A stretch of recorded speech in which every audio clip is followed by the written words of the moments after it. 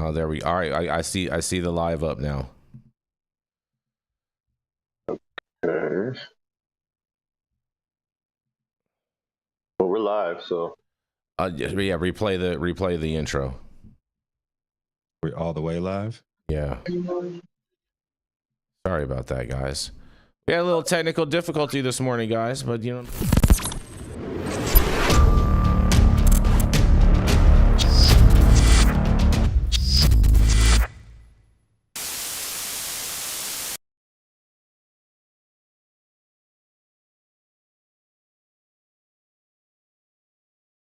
The thoughts, opinions, and general overall shade thrown on High at 9 News are those of the individual speakers and not those of High at 9 News, its audience, or its advertisers. The statements made do not constitute medical, legal, or financial advice, and for advice tailored to your specific situation, please consult with a licensed professional.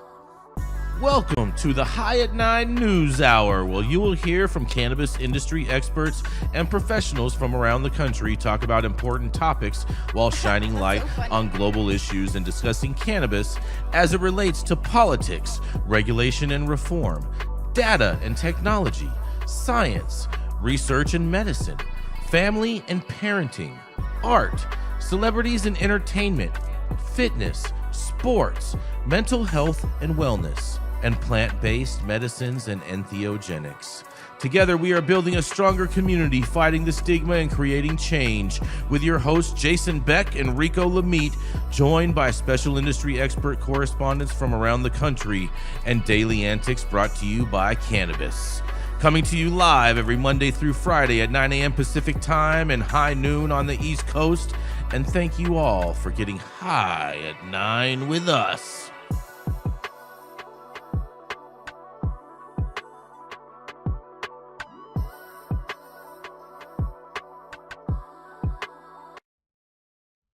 Ah, yes.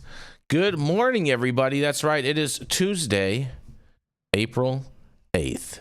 And today is National Empanada Day, Rico. I love me some empanada. Delicious. Yes, right? I'm a big fan of empanadas as well. Shout out to empanadas. That's an amazing thing we got going on today. It's also National Zoo Lovers Day today. Okay. Mm-hmm. Cool. Mm-hmm.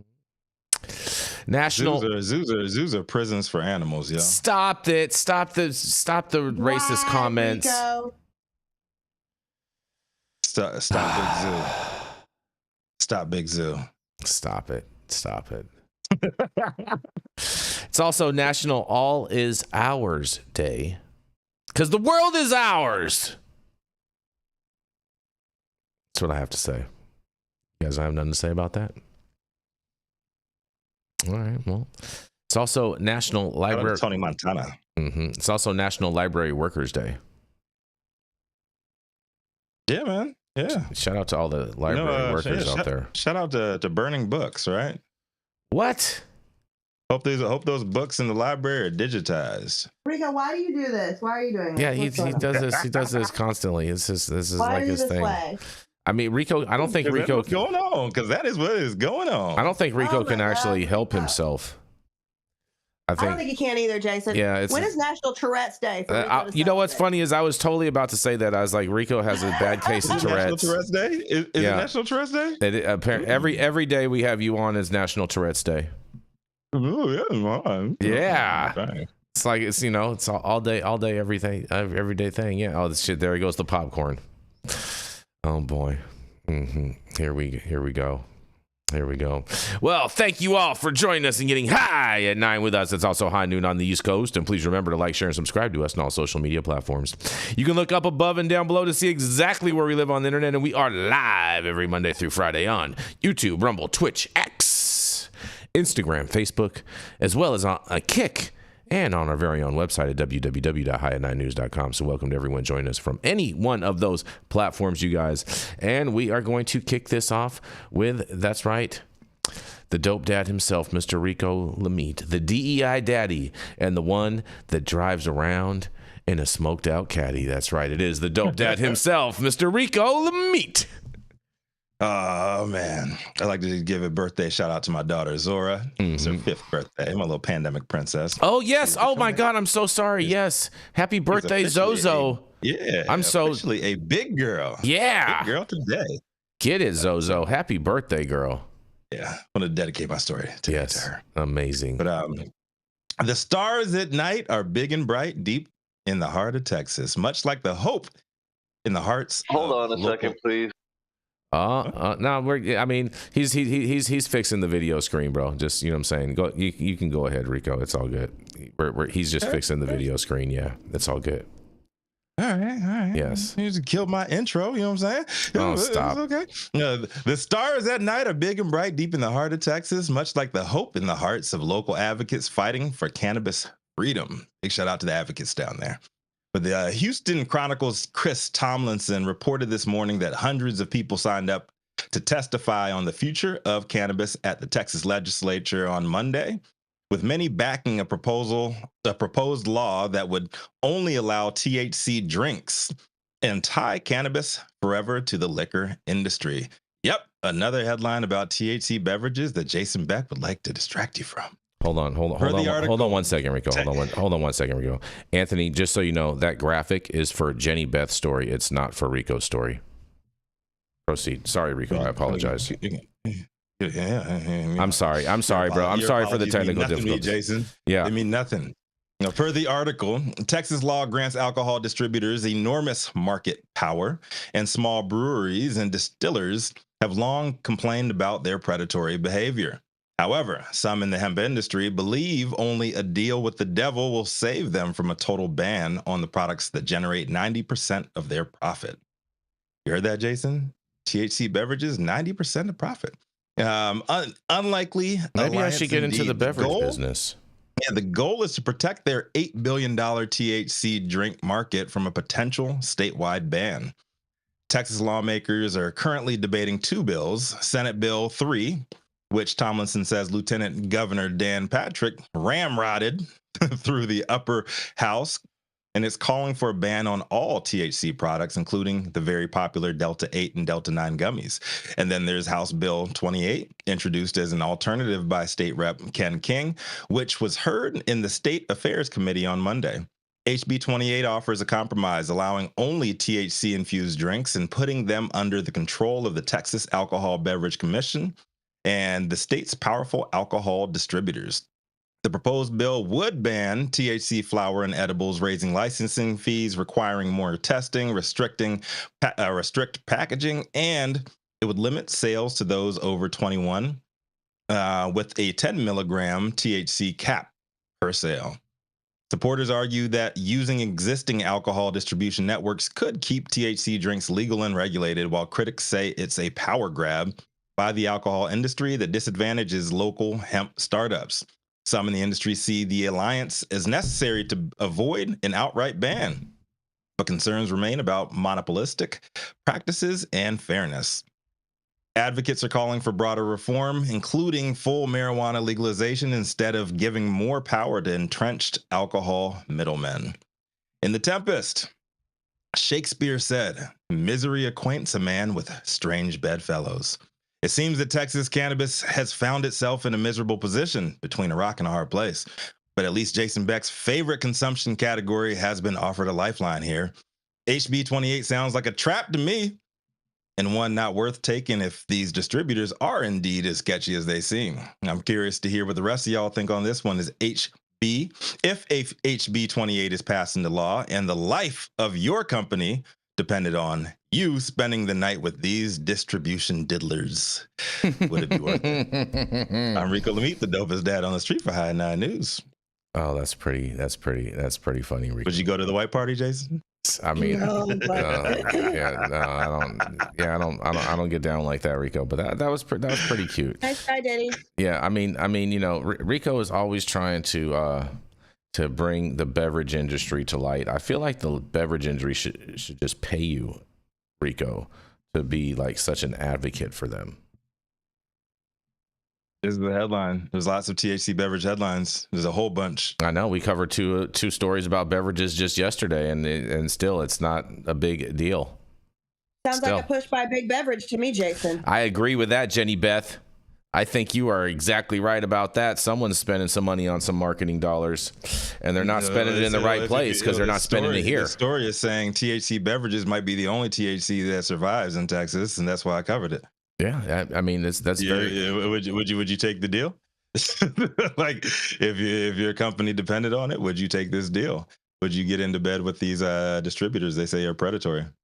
I don't know if I necessarily believe that the gaslighting that these distributors are predatory. I think they definitely are out to make a buck, and they're definitely capitalists and whatnot. And I think a lot of the people that are saying that they are predatory is strictly because they're not going to have the ability to operate in the traditional manner that they have been operating in. So then, of course, everything is predatory when you have to fucking slice up the pie.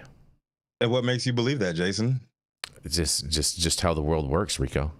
You know who these distributors are? Like you're just saying you believe that you have a belief that they're that's all a bunch of bullshit? I think it's all a bunch of hoopanani. What would make you think that?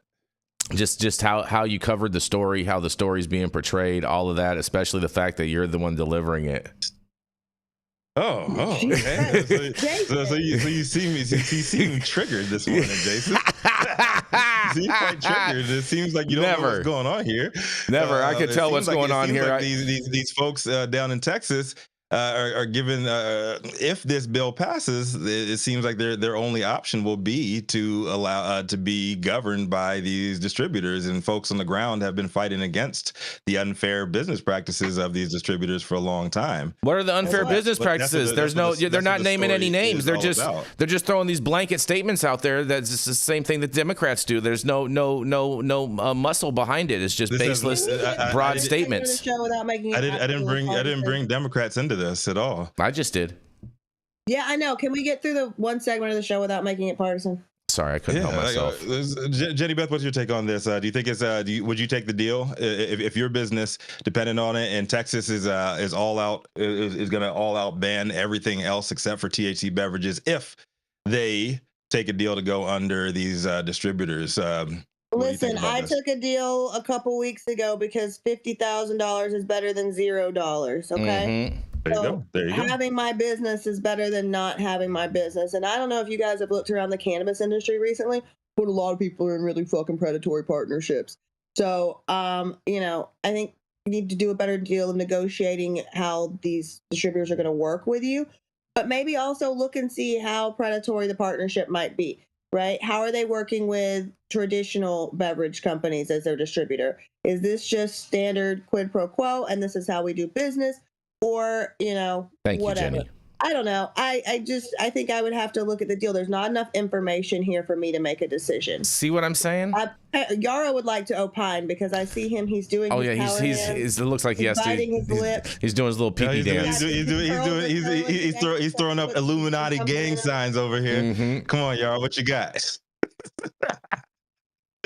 You're muted, my brother. Are we capable of recording outside of bed in the morning? No, not right now. She has to get an internet upgrade today. She's working on that. So yeah, okay. And this is the first time I've been in my own bed in the last week, and damn it, I missed it. Plus, in all fairness, our audience wants to see her in bed anyway. No, we're warming up for her OnlyFans. I don't have an OnlyFans. That was another. Never mind. Another lifeline, another timeline. So here's what I think. I think it is interesting the way Rico can tease out of Jason the opinion without information position that Jason sometimes shoots first and then aims second, and so that's okay. I still like when the target's so big, Yarrow. When you default to these thought patterns without seeking more data, and that's dangerous. But couple things. The world will continue to embrace beverage as a form factor for cannabis, and Yarrow, we missed what you said. You cut out for a second. We can barely hear you. The world will continue to embrace beverages as a form factor, and at some point, Jason, you will realize that you are in the minority view, and part of that is growing up or maturing in California, a very mature cannabis state. The other part of it is your age demographics. And then the third part of it is that you have access to the best weed anywhere. And so beverages as a form factor isn't something that's been a requirement for you. In Texas, I think it's funny that the people who are being backwards in their approach to cannabis are also willing to allow beverage to be the carve out. And to me, that's the clear intersection of profits over policy, because they're going, well, if it's delivered in a way that we understand and it's distributed by companies we already know, okay, we can live with that. And I think Jenny Beth, halfway horizontal and just rolled out of bed, actually makes a good point. Hair and makeup are off screen waiting for you, Jenny, but it's okay. Off screen. Anyway, I think she makes a very good point, which is there has been this cry around predatory business practices in a way that sometimes people are complaining just about the cost of doing business. Capitalism isn't always a win-win. People aren't necessarily malicious for thinking about what's in it for them. And predatory business practices is a great broad brushstroke to be able to say, oh, that's unfair, oy vey, I mean, Exactly. blah, blah, blah, blah.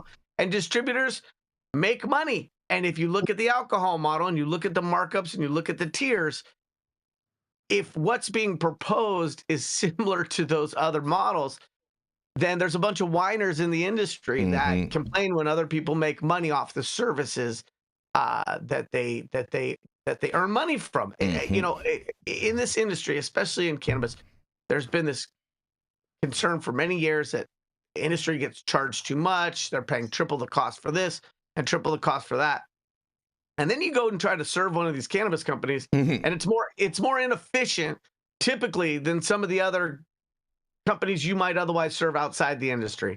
But then the cannabis industry complains about paying more. Well, so when we talk about predatory, this thing hasn't even gotten baked. It's not even out of the oven, and they're already complaining about predatory. Well, there can't even be any predatory because there hasn't been anything that's happened. And already that flag is being flown about, oh, God, oh, I'm going to be taken advantage of.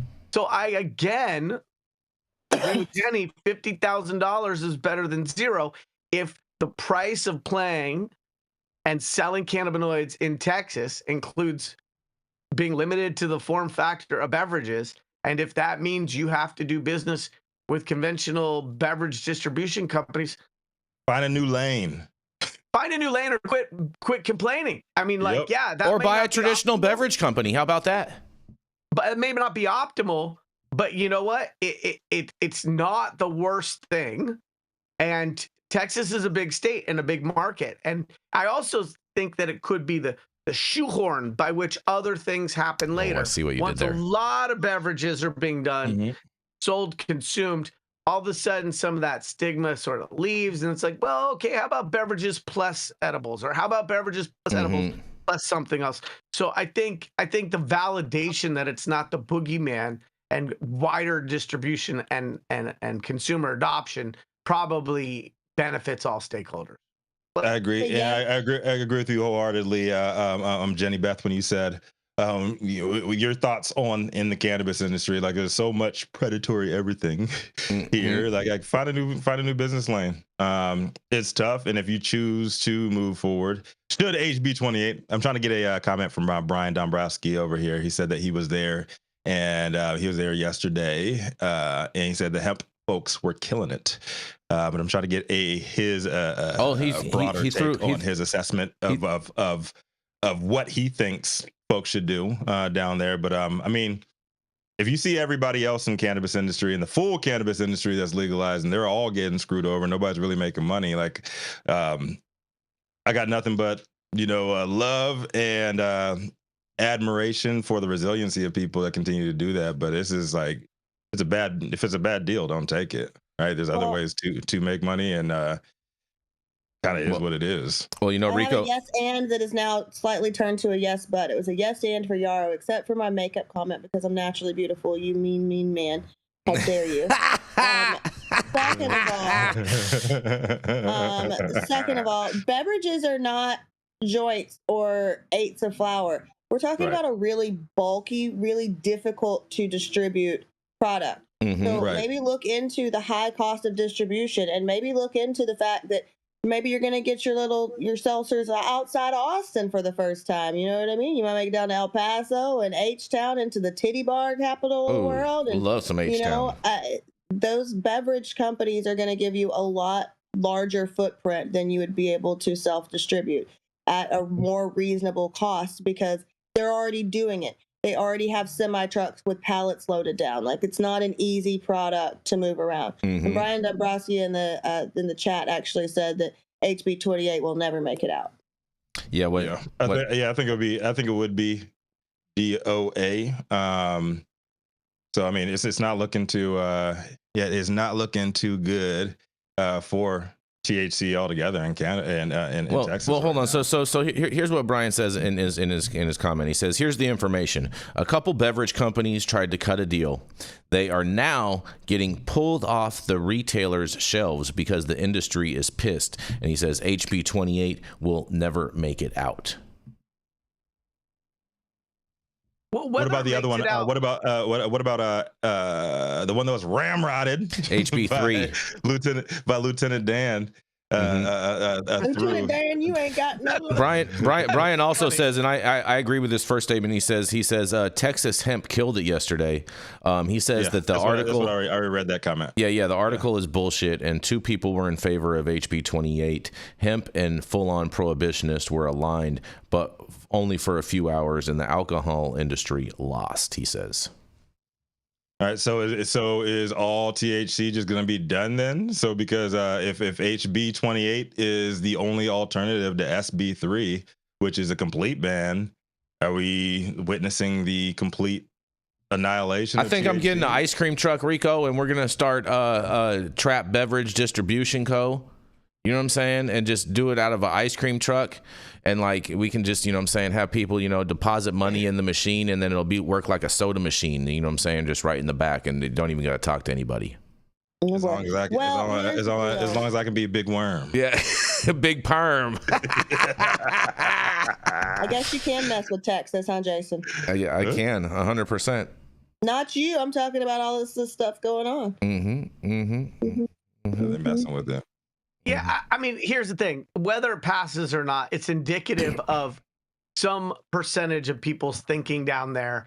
And it is both a opportunity and a restriction for commercialization of cannabinoids.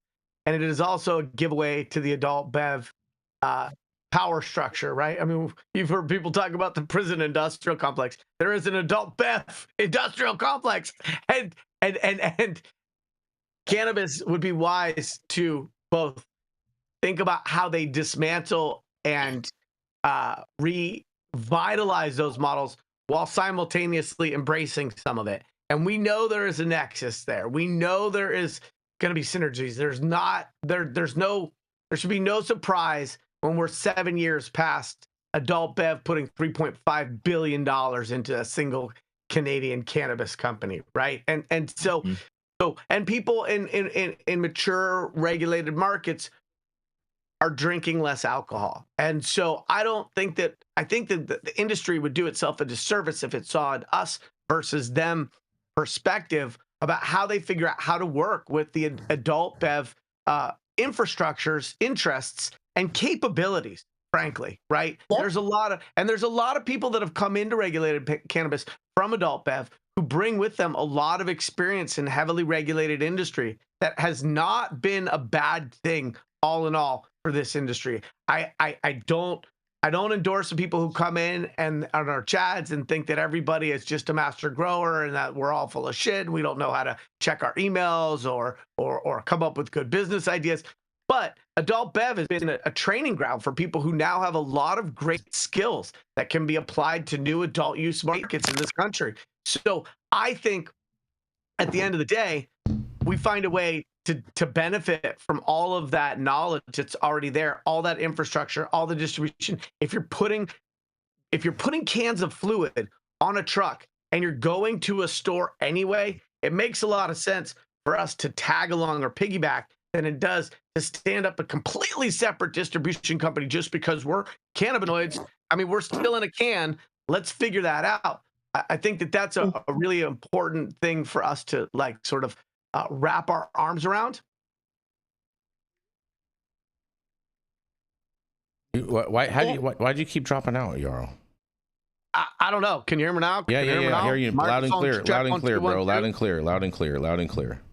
All right. What's our first commercial about, Jason? Well, hold on one second, because I do want to read this one other comment from Brian Dombrowski, who says they actually asked a lot of questions and made a comment about what Dan Patrick wants and how it's and how it isn't how it works out there, he says. So hopefully some good things will come out of this, and shout out to Aim High Hemp Distribution and all the other advocates and everyone that showed up yesterday. Great job, you guys. Indeed.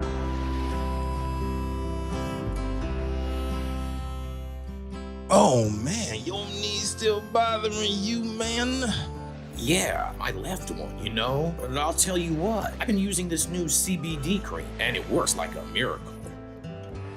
CBDs? I done heard about them CBDs. I was out there on them Twitters the other day, and I heard they get you high as a kite.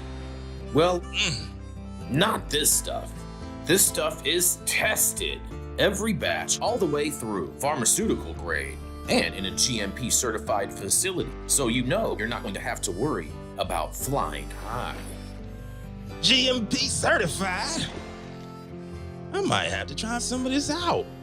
Where I'm even find this? You go directly to aimhighhemp.com and they will ship it to your door right away. Tested. It's not a name, it's a promise. Apparently, imagine having to discount your. Oh, and we are back, you guys. We are back. Lots of hot topics going on today over back here. From a subscription negotiation. The flaps aren't selling. Drop the flag. Man. Oh my God. Oh boy. Shout out to Beef Curtains. Up next, the Sultan of Spin, the man who stares truth down and it gives him excuses. Stop in return. The highest Republican in every room, High 9 News head honcho, Jason Beck. What do you have for us today, my man? Oh, yes. Tuesday. Happy Tuesday, bro. Happy Tuesday, man. You know what I'm saying? Second week in April. It's actually the end of the first week of April. And let me tell you something, man. You know, New York got some problems, Rico, and I see you eating your popcorn. And let me tell you something, man. This is a mouthful for everybody out there in the New York regulated market, because New York regulators, that's right, they're mounting up like Warren G, because they're targeting weed brands accused of breaking the rules, you guys. That's right. New York State is investigating some of America's biggest cannabis brands over a tactic that has become pervasive in the absence of strong oversight. That's right. New York State regulators are investigating some of America's biggest cannabis companies after receiving complaints that they have been selling marijuana to New York dispensaries that comes from unauthorized sources or is grown out of state. Just so you know, when they say that they have been receiving complaints, that means people are snitching, okay, just for the record, or is grown out of state and illegal practice that has been called the industry's open secret, they say. Since February, the Office of Cannabis Management, which oversees the cultivation and sale of marijuana in New York, has been investigating whether several companies, including Stizzy, or how do you say it, Jenny? Steezy, mine easy. The nation's best-selling brand, are laundering weed through a processor on Long Island, according to two people with knowledge of the matter. The state inquiry entered a new phase on Monday when inspectors from the agency conducted surprise audits at the factories of the processor and Omnium Canna, which makes products for the brands included in the investigation. It is a federal crime to transport marijuana across state lines, so legal weed has to be grown and sold in the same state through licensed businesses, but some companies have long been suspected of cutting costs by sourcing weed from states where it's cheaper or by buying from unlicensed growers. The strategy, known as get ready for this, inversion, you guys, in quotation marks, undercuts promises that legalization offers consumers a safe supply of cannabis products that can be traced back to local farms. Instead, New York consumers may have been sold products that have not been as rigorously tested for safety, while licensed growers have been left with a glut of weed that they can't sell in the state's billion-dollar market. Well, it's because it's boof, but whatever. The investigation signals a shift in priorities for the Office of Cannabis Management, which has long been accused by license holders, particularly growers, of ignoring misconduct as regulators focused on setting up the adult use market. And the state inquiry is likely to reverberate across an industry in which cheating is believed to have gone largely unchecked. It is unclear how widespread inversion is in New York, but law enforcement authorities frequently intercept shipments of weed destined for New York. And Stizzy, or as Jenny says it, Steezy, a Los Angeles-based company whose name comes from a promptu of style and ease, officially launched in New York in February, but it has been a mainstay of the illicit market for years. Its products are packaged in factories on Long Island that are hubs for other popular brands like Gron, which is also under investigation, you guys. The brands, along with To the Moon, Turn, and Wahoo, could be permanently banned from New York, and they may face more scrutiny in other states where they are sold. Wahoo is Omnium's house brand, and state regulators and the cannabis companies did not immediately respond to a request for comment, you guys. Well. Sounds like the big bad regulators are coming to lay a roost in New York and shut down your favorite brands and whatnot. And man, I had someone that had visited actually this facility, this was it Optium? How do I pronounce that again? Let me pull it up. I'm sorry, you guys. This opium?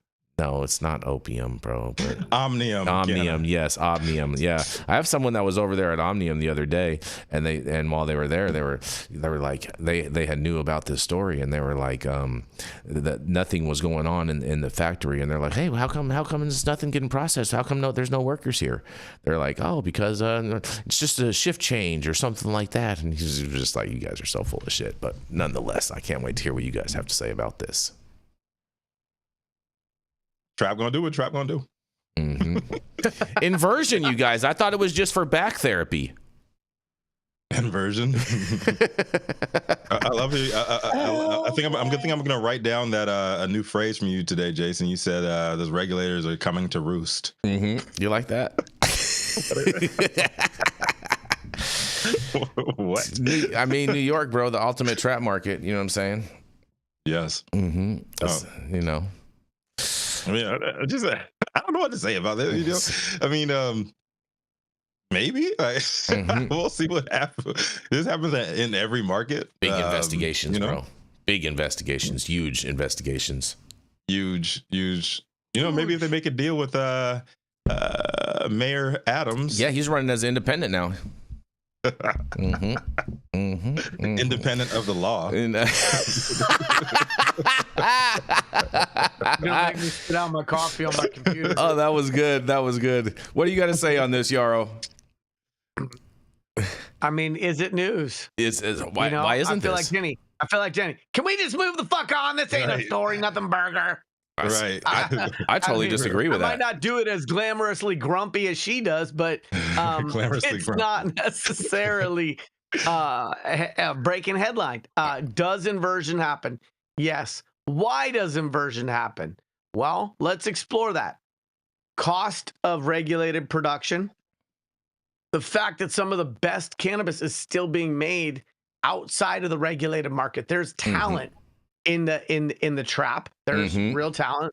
And then the ability for the unregulated market to be incredibly quick to accommodate consumer demand and lead with innovative new genetics or cultivars.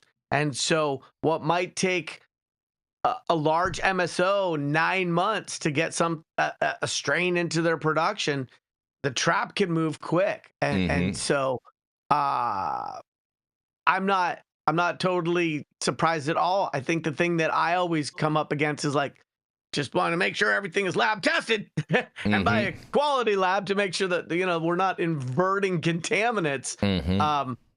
I have allegedly heard from people in California whose job included inverting for MSOs on the East Coast. And this person wasn't flexing or bragging when they said it. That was their job. And I was like, wait, I do not get this. You are building boxes for publicly traded companies? And I had to scratch my head. But so they're an inversionist. They're an inversionist, right? The consumers want quality. Man. Here's the deal. I'm going to address something in the comment section because there's a viewer in the comments that says that cannabis should not be tested for anything except for maybe vitamin E. Well, number one, what you're talking about is carts, and you're talking about vitamin E acetate. So let's get that straight for the first of the ignorance that's coming out of that statement. And second of all, yes, the fuck you should, especially when you're making a concentrate. So let's look at the word concentrate. What does that mean? That means to take something and make it stronger. So if I take a bunch of bullshit floor tripping trim that is dripping in fucking, let's say, I don't know, something you're not supposed to use, Eagle 20, Avid. right? Avid, Eagle 20, Spider Mite Dicks, whatever might be on that weed, right? And I concentrate it. Guess what else I'm concentrating? The levels of pesticides, which is why it's important to do, by the way, guys, here's a free piece of game from somebody who's bought a shit fuck ton of trim for facilities. Do a micro extraction, because what might not test in the flower will pop once you concentrate it. So it is quite important for us to have safe, tested cannabis products at all level of cannabis consumption. Thank you for coming to my TED Talk. Well, here's what Jenny is trying to say. When people say that cannabis has never killed anybody, the big, sad, truthful footnote to that is we are the first generation in the history of humankind that have figured out a way to make cannabis fatal. And that is through a concentration of pesticides into vape carts and other concentrated products. Hold on, there's another way too. There's another way. By bad operators not having respirators on site. Okay. Just saying. It's true. And it's just crazy talk to say that we don't need product safety testing. It's like saying that we shouldn't have seatbelts in cars. Like, just stop the bullshit. Stop the cap. Stop the cap. Well, this was a fun story for New York, and you know what I'm saying? We are going to keep this train rolling. We are going to roll right in to Miss Jenny Beth Dills. She's the founder of Kind Cannabis that can help you keep your stuff on metric or BioTrack or whatever in the hell the state of New York is using nowadays. She also is the founder of Justice Served, a 501c3, which can help justice impaired individuals get their life back on track and maybe possibly even out of bed. And here, coming fresh out of bed, is none other than Miss Jenny Beth Dills. Yeah. Really selling me short, Jason. Yes, I do compliance. I do track and trace Gorgeously grumpy. and correction and all this shit. But I also do licensing. I can also help you sell your business when you fuck it up.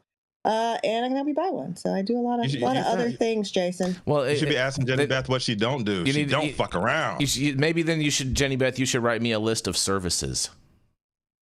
You gonna give me a commercial? No. You gonna portray a fucking forlorn operator who fucked this shit up and needs me? Oh boy.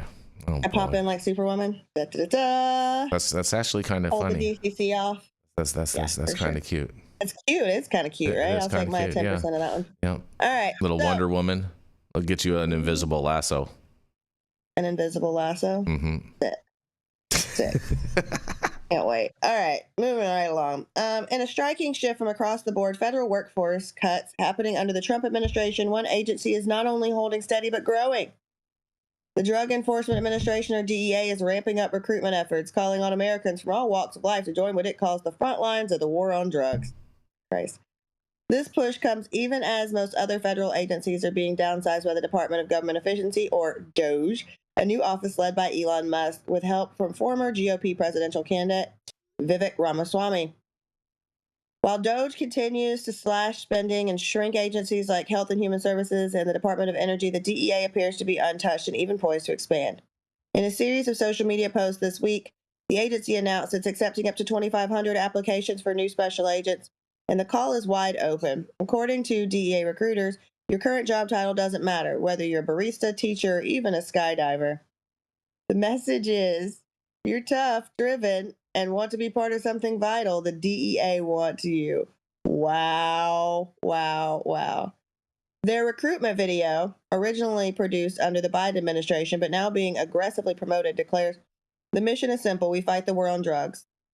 That language, of course, has raised eyebrows, especially at a time when much of the public discourse has shifted away from the aggressive drug war rhetoric that's been criticized for decades. Still, the DEA seems to be leaning into that legacy, emphasizing its unique role in national security and public health.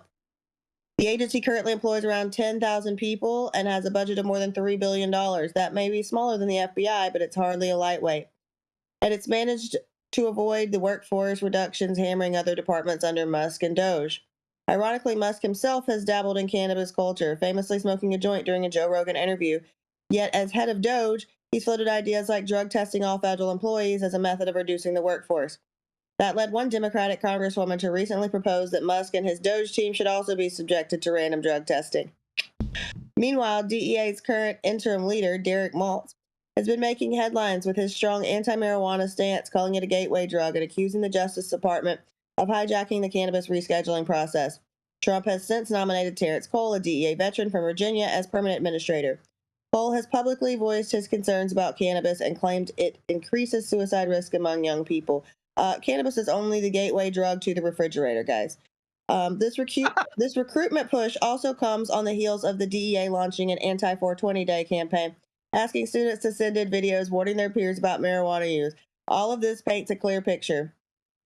Oh boy. While much of the federal government is being streamlined or dismantled, the DEA is reinforcing its mission, doubling down on enforcement, and actively building its ranks. And in the background, a proposal to reschedule marijuana, kicked off during the Biden era, remains stalled within the DEA's own administrative process. Advocates are frustrated, especially after Trump administration's Office of National Drug Control Policy released a list of priorities that made no mention of cannabis reforms at all. Despite Trump's campaign promise to support marijuana rescheduling, the issue hasn't been publicly addressed and since he returned to office. I'm going to toss this back to you guys first, and then I'll throw my 2 cents back at you. Like I said, Here he goes. Like I said in the chat, very interesting. TikTok ban gets extended right when the DEA sparks up their account. Oh, that's pretty cute. That's pretty cute, Rico. And so if you guys see, I put a little chart up together. I reached out to my buddy that's a DEA whistleblower for his comment in regards with this story, because I couldn't wait to hear what he has to say. And he says, no one does what we do better than us, one DEA representative said. He says, oh, okay. I don't think you should be bragging about stats like this. The reality is they created this epidemic by not regulating big pharma. And when one of the DEA family spoke up, they ran him out and tried to crush him, which is what they do to anyone in the family who they deem not loyal. And there's a whole 60 Minutes interview about this with this individual, and I'll put that link into the description if any of you guys want to check that out, but that will be in the description right after. And he says, why would you dedicate any resources to a substance that has 0 recorded deaths and is already effectively legal in most states when you are so especially failing at controlling opioids, particularly fentanyl? And I couldn't agree with him more on that. I can't wait to hear what you... Yeah, I mean, if they're increasing more, I think ultimately what it comes down to is what they're going to be enforcing on. Because if they're going to be enforcing more on fentanyl and opioids and whatnot, then I have no problem with them hiring more people and whatnot. But if they're going to be wasting their resources going after cannabis and different stuff like that, then that's a total waste of time and a total waste of taxpayer dollars, and I'm totally against that.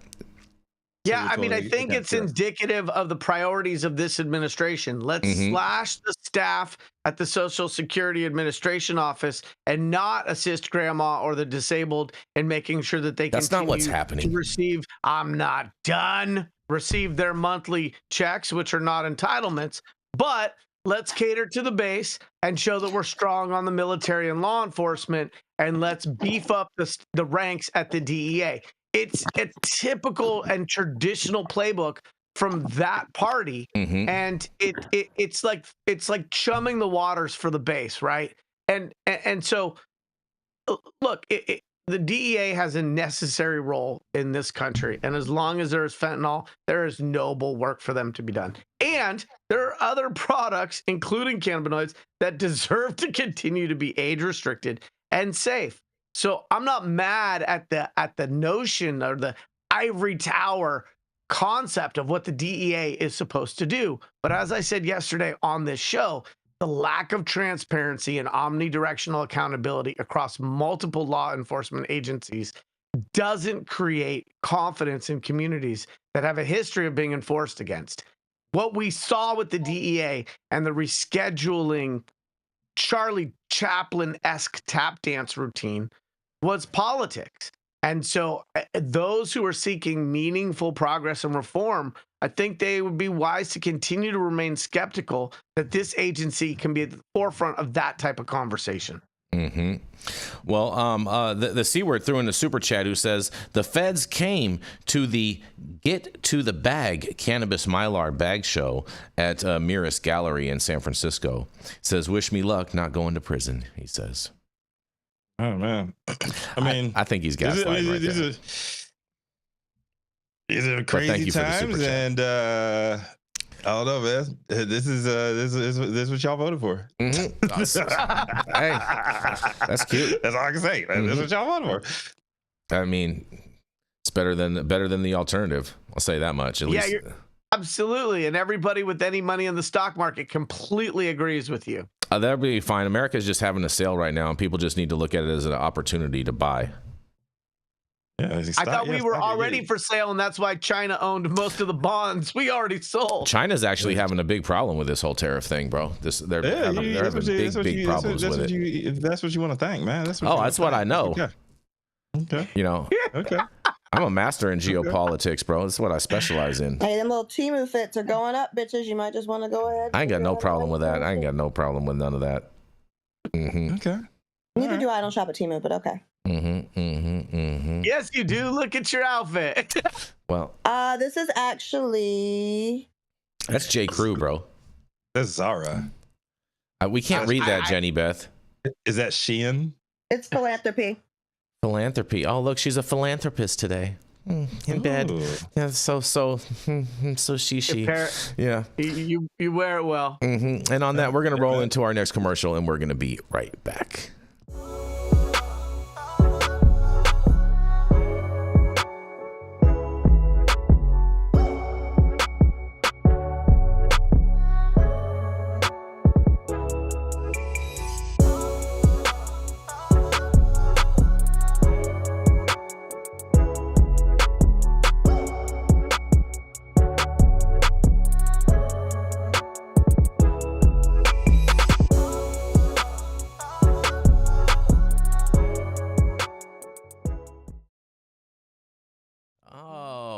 We are back, you guys. Stop whatever you're doing. Make sure you smash that like button. I know we'll appreciate it. You'll appreciate it, and YouTube will appreciate it. Also, make sure you subscribe to the channel if you're not subscribed already. And all of the articles that we cover on today's show, you can read directly on our website at www.highatnightnews.com.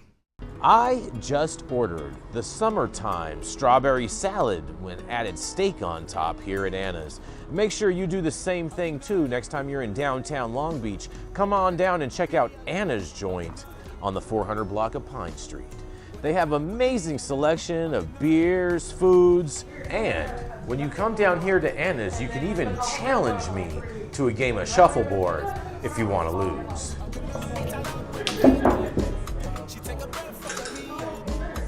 Did you get that?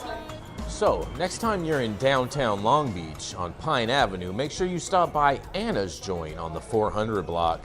Not only do they have Anna's Joint, this restaurant and bar, but they also have the amazing deli next door, and then next door to that, they have a very exotic flower shop. You may want to stop by and say hi.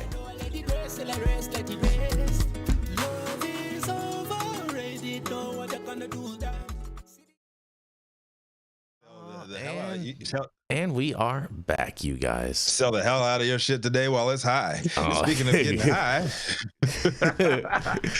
we got the Sebastopol Sage coming to the stage next, reporting live out of the base of an old oak tree somewhere in Northern California in a secluded village. He's a fellow dope dad and second-generation cultivator, founder of Special Teams Consulting. Here to break us off with another story is none other than Yarrow Kubrin. What do you got for us today, man? Hey, Yarrow. Good morning, High at 9 News viewers and my co-correspondents. Tuesday, April 8th, 2025. Oh, just a little science, just a little cannabis. So without further ado, out of Michigan, Detroit News. Michigan anesthesiologists want to know if you use these substances before surgery. With cannabis and hallucinogens on the rise, the Michigan Society of Anesthesiologists is trying to educate the public on the importance of disclosing the use of the substances to physicians, particularly before going into surgery. Use of cannabis and hallucinogens remains at an all-time high in recent years, according to the University of Michigan study. The effects of the substances on anesthesia, and surgery vary, but include increasing or decreasing a person's sensitivity to sedation, delirium following sedation, and lung complications, and effects on heart rate and blood pressure, says Dr. Matt Delacqua, president-elect of the Michigan Society of Anesthesiologists. All of these substances can have a real impact on the delivery of your anesthetic, says Delacqua, who is also the chief of anesthesia at Henry Ford's Jackson Hospital. It's very, very, very important to have that full history before taking a patient into the operating room. Smoking, whether it's cigarettes, marijuana, or other substances, can affect the lungs and decisions about anesthesia, according to the news release from the MSA. Patients may not realize that these naturally derived substances affect anesthesia, so it's important to educate patients why they must discuss this with their anesthesiologist, said MSA President Dr. Michael Lewis in the release. For example, smoking marijuana before going under anesthesia could increase a patient's risk of heart attack during or after the surgery. Our top priority is patient safety, and this is one of the many factors we take into consideration as we care for patients. While still federally illegal, marijuana was legalized for recreational use in Michigan in in 2018 in a statewide ballot measure. Michigan legalized medical marijuana in 2008. Many hallucinogens or psychedelics are classified as Schedule I drugs, although deaths exclusively from overdose of these substances are extremely rare, according to the DEA. Psychedelics have been decriminalized locally in a few places across Michigan, including Washtenaw County and the city of Detroit. Research on their use as therapeutic drugs to treat everything from chronic pain to depression is growing at places like the University of Michigan Psychedelic Center. It's become increasingly common for patients to report using cannabis, particularly following its legalization in Michigan and more recently, hallucinogens.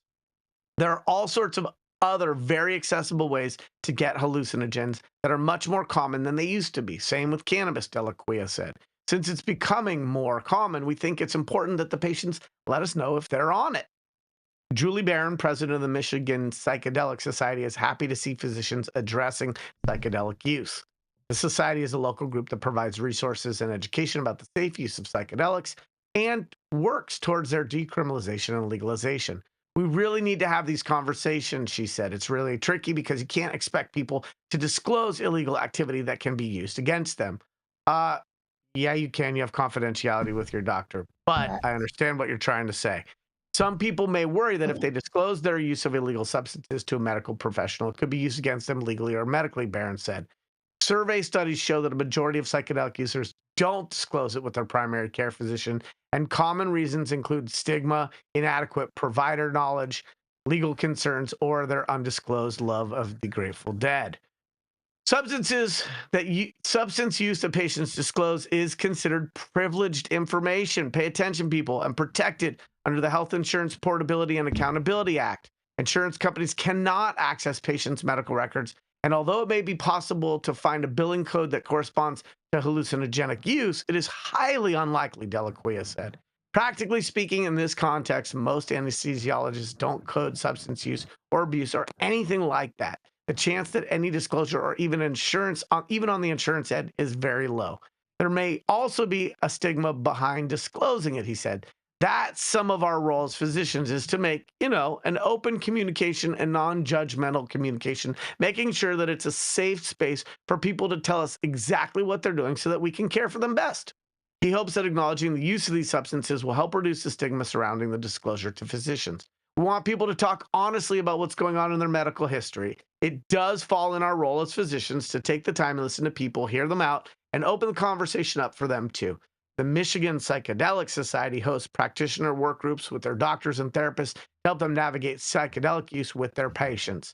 We want to talk with licensing boards, Barron says, in Michigan, and we want to talk with the public safety concerns, talk to healthcare systems. We really want to publish some really accurate information so that practitioners feel more comfortable knowing where the line is and what's acceptable and not acceptable. So let me kick off this conversation. I learned the hard way that not disclosing this had a detrimental effect on the efficacy of local anesthetic when I went for dental work. And because I hadn't disclosed to my doctor my cannabis use, the amount of numbing agent that they used was not satisfactory. And nothing is more uncomfortable than having your teeth drilled on while you can feel it. So let's remember, we have confidentiality with our medical practitioners, right? There's those 3 buckets of confidentiality. Your priest, your lawyer, your doctor. And I've told my dentist, and now they triple up on the Novocaine, and I feel no pain. So I hope people understand they can have these candid conversations. It does affect the way local and general anesthetic works on people's bodies. So keep it real. This is Yarrow Kubrin, High at 9 News. Yeah, imagine waking up during your surgery because your dumbass didn't tell the doctor, hey, I drink a bottle of Pinot every night, or hey, I'm smoking 15 blunts a day, or I'm eating 150 milligrams of edibles, which absolutely does affect how much anesthesia you need or you don't need. So I think just remember your doctor has a burden to keep your private information private. And I think that the waters get muddied a little bit when we see things like babies being taken away from women at birth because they're on Medicaid and they've been drug tested, the baby popped with cannabis or whatever. So this is not that. This is making sure that you are comfortable and you are treated properly.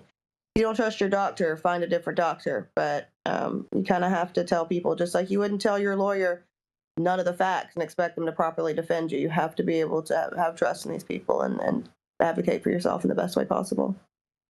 Yeah, I appreciate both of y'all and your points of view, like on this one, especially as we get older, as we all are in this room. I'm only getting better. I got if you're actually gonna go to the doctor, you gotta trust the doctor. I know nothing really is 100% safe anymore. Nothing was ever 100% safe, Rico. It's all a mirage. Like I said, everything isn't 100% safe anymore. But that's the risk. That's the risk that y'all take, continuing to live in this country. But you could have dire results. Are you leaving? Where are you moving, Rico? If you omit certain things, guys, from your doctor. It's a tough decision I had to make when I almost died 2 years ago. And I had food poisoning. I had amoeba parasite, damn near died, and I had to divulge some certain things that, or I could have died, like straight up. And thank God that I'm still breathing, and it's only because I did divulge like some stuff that I was taking, some stuff that I had taken in the past, because they would have gave me the wrong medicine.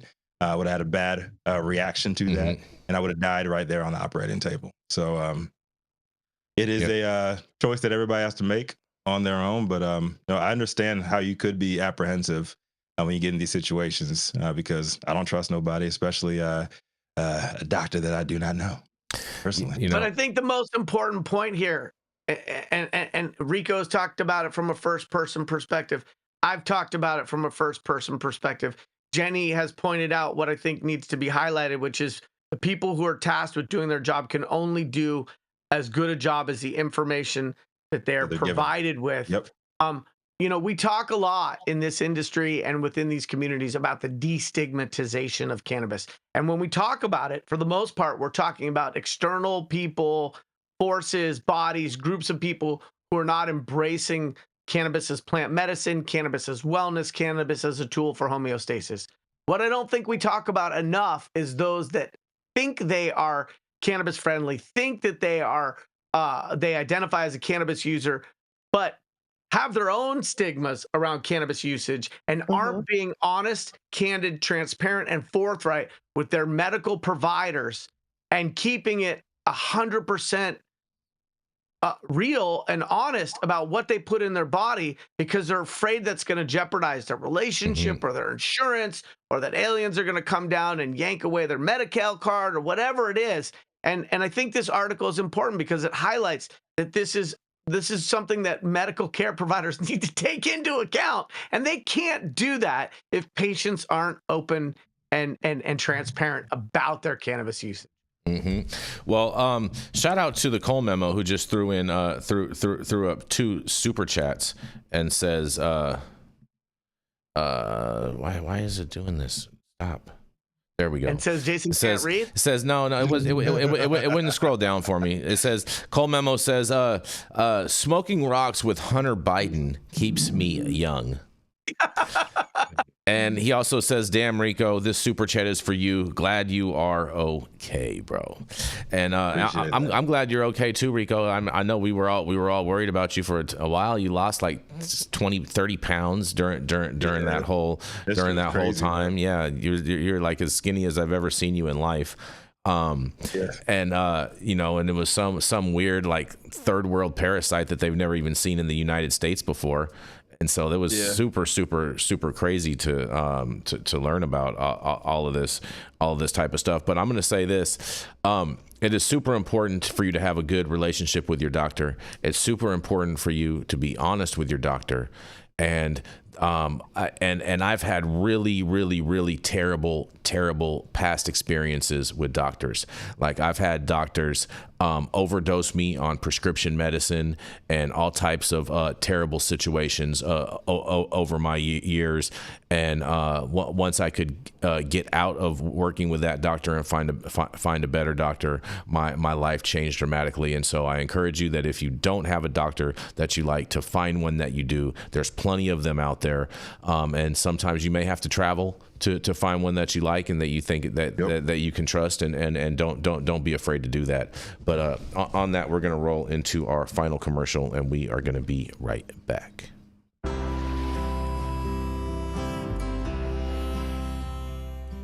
Oh man, your knees still bothering you, man? Yeah, my left one, And I'll tell you what, I've been using this new CBD cream, and it works like a miracle. CBDs? I done heard about them CBDs. I was out there on them Twitters the other day, and I heard they get you high as a kite. Well, not this stuff. This stuff is tested. Every batch, all the way through, pharmaceutical grade, and in a GMP certified facility. So you're not going to have to worry about flying high. GMP certified? I might have to try some of this out. Where am I even find this? You go directly to aimhighhemp.com and they will ship it to your door right away. Tested. It's not a name, it's a promise. Let's not pretend like we are back. We are back, Jenny Beth Dills. I don't give a damn. We are back, and I have a little story for you, man. 2 last stories for you guys. Connecticut cannabis shop owners, they say, let us sell our businesses sooner, you guys. That's right. Connecticut lawmakers are considering a bill that could change how quickly some cannabis business owners can sell their companies. But state officials are concerned about what effect that might have on the state's fledgling marijuana industry, you guys. That's right. Yes. The bill, House Bill 7178, deals specifically with what are known as equity joint ventures, which are business partnerships between well-financed cannabis operators operators, and social equity applicants, people who grew up or live in parts of the state that were hit hardest by the war on drugs. State records show that at least 38 cannabis businesses were created in that way in recent years, but some of the social equity applicants who formed these partnerships are now asking state lawmakers for permission to cash out after 3 years. They need the legislature's permission because the state law currently prevents social equity applicants from selling their ownership stakes in cannabis businesses for 7 years. The creation of equity joint ventures was one of several ways that lawmakers tried to ensure individuals from historically disadvantaged communities benefited from the legalization of marijuana and had the opportunity to become entrepreneurs in the new industry. To get a license, social equity applicants need to show they own at least 50% of the equity joint venture and prove that they live or were raised in one of several historically impoverished communities with a high rate of drug-related prosecutions. Kennard Ray, one social equity owner, said he understands why lawmakers wrote the law that way back in 2021. He said it was meant to protect social equity applicants like himself who were entering a business partnership with wealthier companies and individuals. Lawmakers didn't want other investors and operators to use social equity applicants to obtain a license and then force them out of the business once their dispensaries, cultivation facilities, and delivery services were up and running. And in a quote says, "I do appreciate the many protections that have been put in place to ensure that folks aren't just barreled over and pushed out of business," said Ray, who has an ownership stake in a cannabis cultivation facility and multiple dispensaries operating under the Fine Fettle name. But now that he has several years of experience in the industry, Ray said he thinks the 7-year ban on him selling his ownership stake is too strict. Ray and other social equity owners told legislators this year that they want more flexibility to divest when it makes sense for them financially or personally. They requested the ability to sell their businesses after 3 years of operations. And Derek Gibbs, who helped fund Butter Cannabis, explained to lawmakers during a March public hearing that a lot can happen in 7 years, especially in an industry that is still maturing and evolving. The value in a cannabis company could be impacted by coming years by regulations, federal tax policy, financing issues, or saturation in the adult use cannabis market in Connecticut. And in a quote, they say, 7 years is a very long time in any industry, and much can change. If a venture isn't doing well, 7 years is a significant length of time for a person to be locked into an operation that is struggling, Gibbs told lawmakers. On the flip side, if a business is doing well, why should a social equity owner be prohibited from choosing to cash out at the time most advantageous financially? Ray put it this way: one day you can be on a high, your stock is up, and then the next day, whether through policy change or just because there's an oversaturation of product, your business drops. Representative Roland Lamar, who chairs the legislature's General Law Committee, said he understands the reasons why cannabis business owners like Ray and Gibbs are asking for more flexibility to sell their stakes. And in a quote says, "I heard from a few joint venture holders that they wished they were able to sort of capture some of the value inherent in their ownership stake." Lamar said they felt like they were likely to lose out on a lot of value if they had to maintain their ownership stake for the additional 4 years. But Lamar said he is still hesitant about changing the cannabis law that was passed in 2021 because of the effect it could have on the industry as a whole. Requiring social equity applicants to hold onto their businesses for at least 7 years, Lamar said, was also aimed at fostering local ownership in the industry and ensuring the market wasn't dominated by large multi-state cannabis companies. And he said he is concerned about that goal disappearing if the law is changed. In a quote says, "What do you end up with? What is the product you end up with after just 3 years? It is more corporately controlled and less of the community-owned, community-supported ventures across the state," Lamar asked. "I am really worried about this," he says. The people who applied as social equity applicants and created equity joint ventures in the past couple of years knew at the time that they were required to maintain that ownership stake for 7 years, Lamar noted, and members of the state social equity council, which oversees part of the licensing process for the cannabis industry, also voiced concerns about such a change. During a recent meeting, Brandon McGee, the director of the Social Equity Council, said he was having discussions about the proposal, but said the SEC had yet to decide whether it supported the proposal. McGee, who did not return a call for this story, said one of the concerns was that social equity owners would disappear from the cannabis market altogether. And a quote says, "I know there are some social equity entrepreneurs who feel like we should just arbitrarily move it to 3 years and call it a day," McGee said, "but that is not where we are at the moment," he says.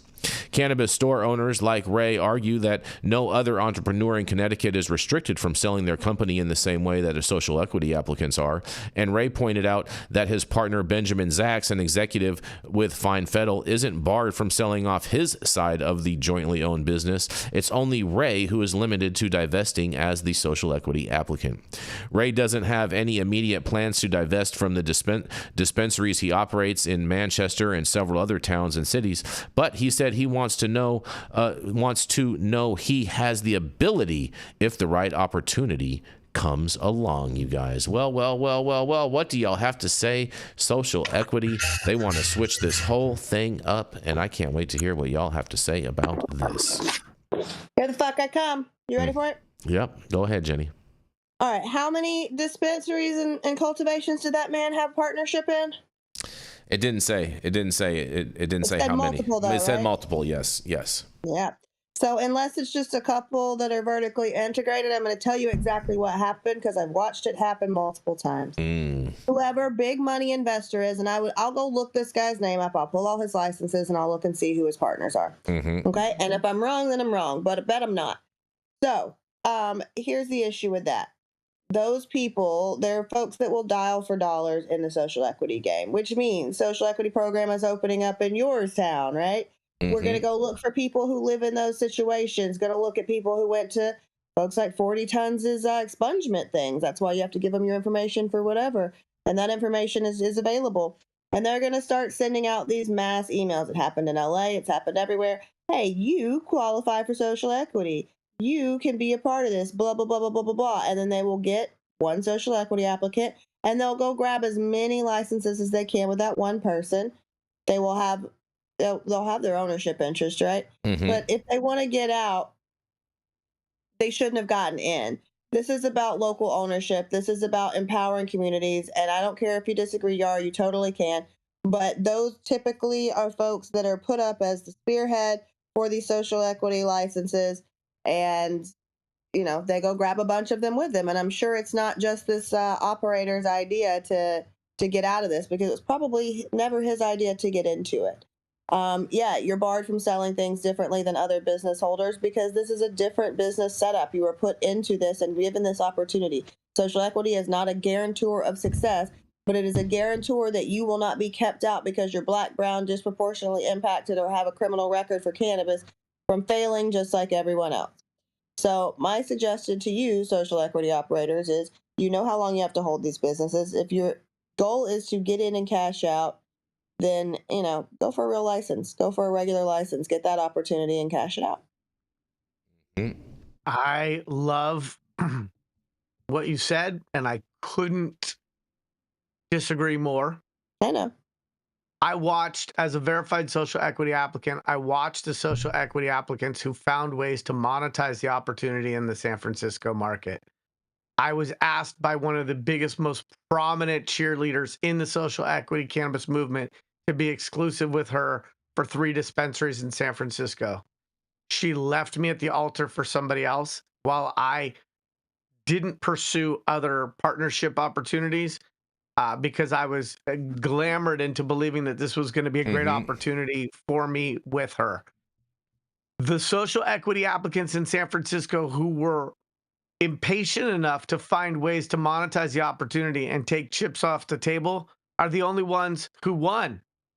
And if I hear somebody else say generational wealth, I am going to shove a dirty gym sock down their mouth. Yeah. The idea that we are being restricted from exiting under the nanny state approach, when some of us aren't so young, we might have health issues that come up. We might decide to relocate to Alaska. It is an infringement upon our opportunity to navigate a capitalistic business model. And 7 years is such a long time. The people who came up with this policy pulled that number out of their you-know-what, because 7 years in regulated cannabis where the rate of change is like technology. I mean, we're going back to the Commodore 64 computer era at this point, thinking that 7 years is a great placeholder. The restrictions on exit, the restrictions on dilution, which were well intended, have created a lot of unintended outcomes, namely that it has prevented social equity applicants from making some money and taking chips off the table. Everybody thinks they're going to hit a home run. Sometimes it's better to hit 4 base hits and still get your ass back to home plate. And so by not being able to dilute, by not being able to sell when opportunity arises, it's an impingement on a social equity applicant being able to win in this industry. And so getting in and making money, last I checked, is not a bad thing. And the people who didn't get in and make money, a lot of them have gotten in, stayed around, either lost money or not made money, or questioned their sanity, because this industry has become an industry of attrition, and those that are left standing might win. There are a lot of social equity applicants who probably wish they would have taken the low-hanging fruit and have been in their businesses for 3 to 5 years or more and are wondering, why am I still doing this? And part of that is because they don't want to lose grandma's money. They don't want to lose their money. They want to see it be successful. They believe there's light at the end of the tunnel, and that is not an oncoming freight train.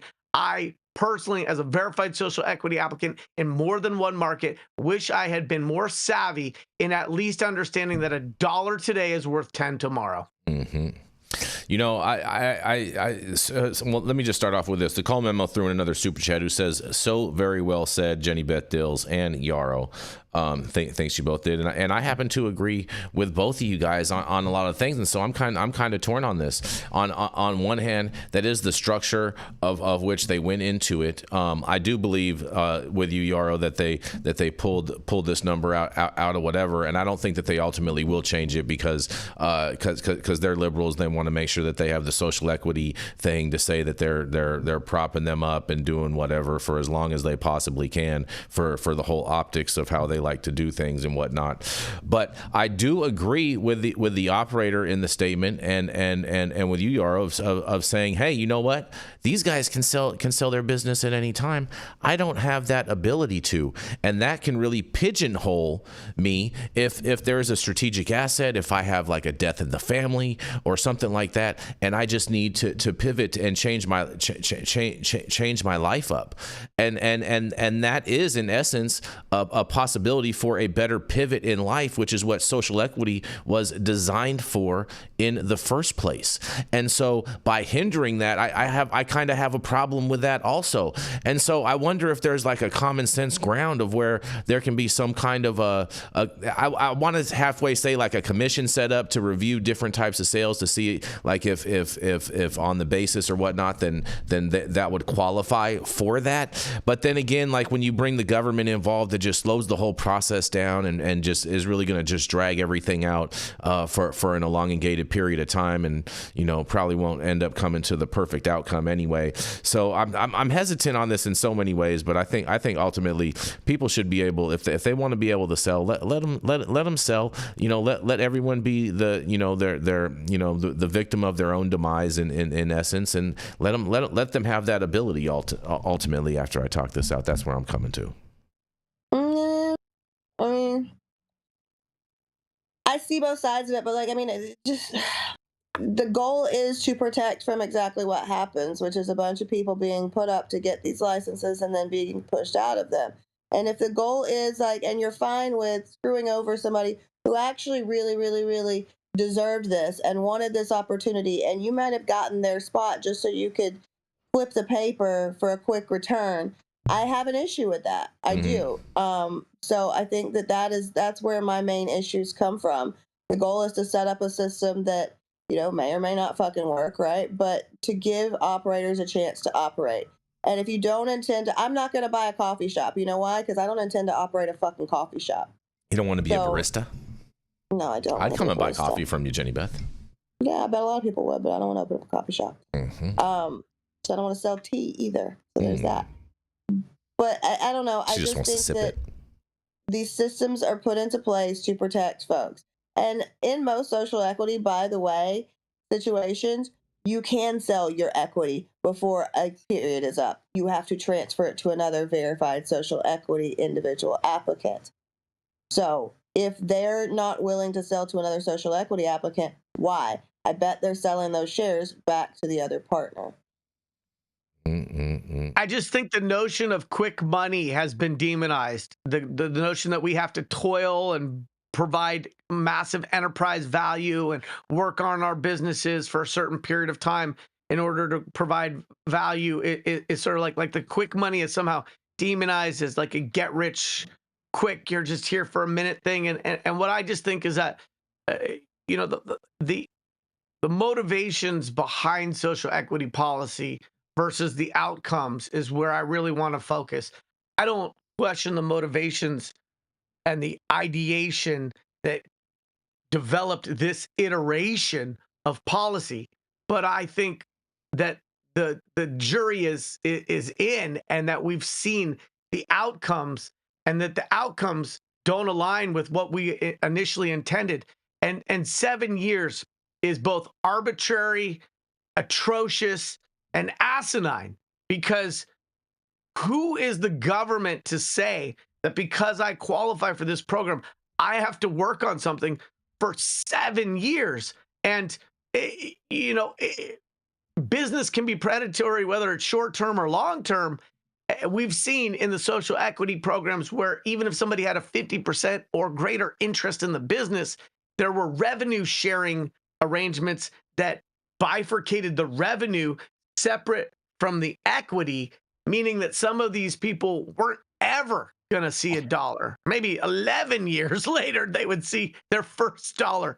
And so I don't know that there's a system that fully protects the constituents it's designed to elevate. I do think that what we've seen with the compression, maturation, and degradation of profit margins in maturing markets resoundingly validates that being able to get in and get out in a way that is opportunistic could theoretically be best for those social equity applicants who participate. Well, that was a... Okay, so I just checked on what Connecticut says, right? Died in a condition that would interfere with the owner's ability to operate, such as physical illness, loss of skill, or deterioration due to the aging process, emotional stress, and mental illness. Or such transfer will be made to another individual who's been approved by the Social Equity Council. So fuck all that. It's not about restricting them from selling their businesses. It's about restricting them from selling it to someone who's not another social equity applicant, which means they're trying to transfer these shares into the fucking original stakeholder that's like, hey, Guy Friday, let's go get 15 licenses. Here's the problem with that. Buy them out from you. Here's the problem. So if you get sick, if you die, if you are incapacitated, you can sell your shares. But if you're not sick, incapacitated, or have something drastic like that happen in your life, then you can sell your shares to another social equity applicant. They don't want a social equity partner. They want to cut the social equity out of this. I wanted to make sure that I was absolutely correct with the regulations in the state that we are discussing. So I went to what's actually being proposed, and I went to what it actually says now. And there's always this cute little section, except for as provided by, in subsection, in this case, it is C. So if you don't want to transfer, and all this little greedy ass situation would have to do if it truly was this operator wanting to get out and wanting to make quick cash, which I'm not mad at, Yarrow. Quick flip is fine. Then they would have sold it and gotten another social equity verified applicant to come in. But they don't. This fucking partner wants these fucking shares. And here's where we are. I have a question. Where's this other qualified social equity applicant supposed to come up with this money to offer this other social equity applicant a buyout? Because it's impossible. They're going to switch out social equity applicants is what they're going to fucking do. They're going to buy. Yeah, but that's not, that doesn't create generational wealth. But saying that you can sell your social equity share to another verified social equity operator is ridiculous. It's the same as saying you have no option there, because those same constituents have the lowest probability of having a bunch of extra money that they can come and go, oh yeah, I'll buy you out. Yeah, so it's like it's stupid. That's a false option. It's stupid. Yeah, I totally agree with you on that. It's totally ridiculous. They should just say transfer. They shouldn't even say sell. Because they should say transfer because It's transfer, Jason. yeah, it should not say sell. Should not say sell. What it would be is you'd be in bed with another fucking group of VCs, just like it would not be a sell. All right, It's total fake news. Maybe don't go grab up a bunch of, because I think it's bullshit to grab a license with intention of flipping it that's going to cut someone else out of a limited license market. So there are so many slots in social equity programs. A lot of these people truly want to establish the businesses that they went to jail for. Mm-hmm. And the ones that don't and just want to flip quickly probably shouldn't take so many of those fucking spots. If you had one license, cool. If you have 10 of them, fuck you. Sorry. The shadiest business practices that I've seen in regulated cannabis were in no small measure in Illinois by self-professed social equity justice champions, attorneys who were social equity, with social equity applicants who looked like what you would think social equity was, and were the most disingenuous negotiators and partners that I ever tried to do business with. I never realized social equity had a look. Interesting. Violating NDAs, sharing information with client one about client two's deal, and thinking that didn't matter. Like, it was just egregious. And so at some point in the process, the well-intended goals have had so many different places where it's gotten mutated, adulterated. It's not what it was intended to be. And so with that, I just think that, like, the ivory tower idea that we are going to create a system that is actually going to right some of the wrongs that have been done historically, like, it's a great idea. But along the way, let people take the money and run, because the generational harms that have been done aren't going to be undone by selling them on the myth of generational wealth. And that's why you haven't heard generational wealth come out of my mouth. You've heard somebody wanting to be a player in the industry that they were imprisoned for. Speaking of players and whatnot, I have our final story for you guys today. Are you ready for this? All right, because a popular stream game, we don't typically have video game stories on here, but a popular stream game called Schedule 1 is under investigation, you guys. That's right. Just as Schedule 1 has started blowing up on stream, it's become the subject of a copyright investigation by another indie developer.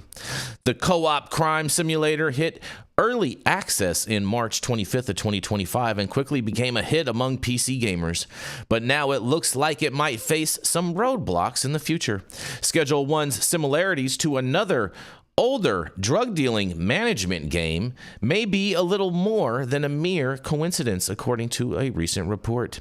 TVGS's first effort became something of an instant classic when it debuted on stream, and it took just 2 days for Schedule 1 to surpass 130,000 concurrent players and achieve an overwhelmingly positive rating. However, its skyrocketing popularity has caught the attention of more than just PC gamers looking for their next indie adventure, you guys.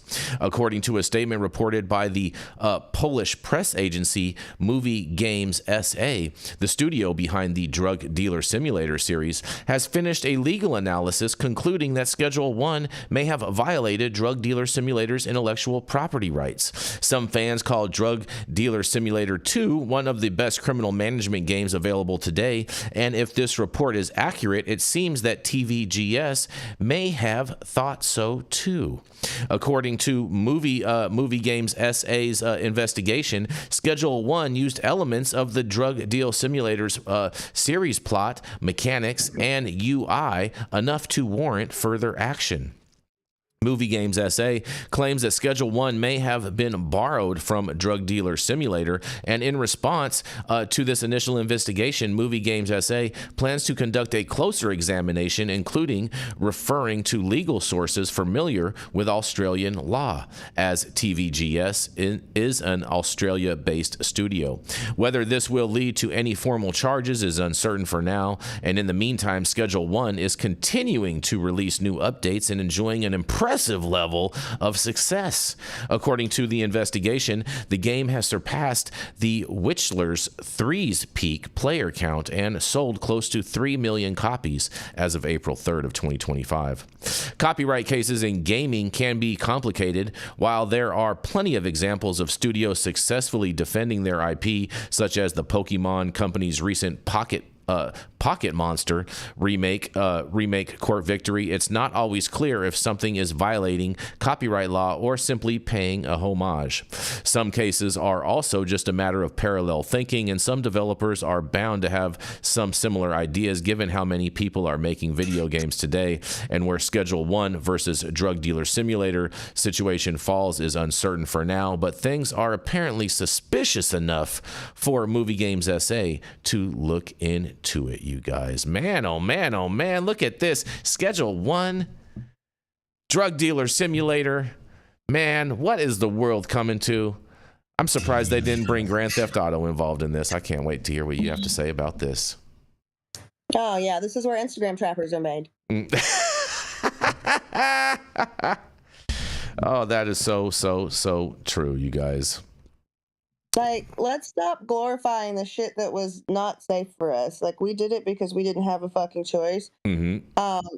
It's not safe and cute and pretty. Like, mm-hmm. I don't need to get into this. I mean, people have lost their lives over small amounts of, cannabis mm-hmm. transactions. So mm-hmm. I just think that this is the dumbest shit I've ever heard of in my life. Like, some little pencil nose fucking kid sitting in his mom's fucking basement, right? Thinking he's a traploid.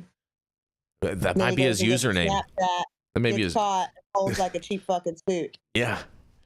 Oh man, it's like I have so many kilos stashed in my trap house online.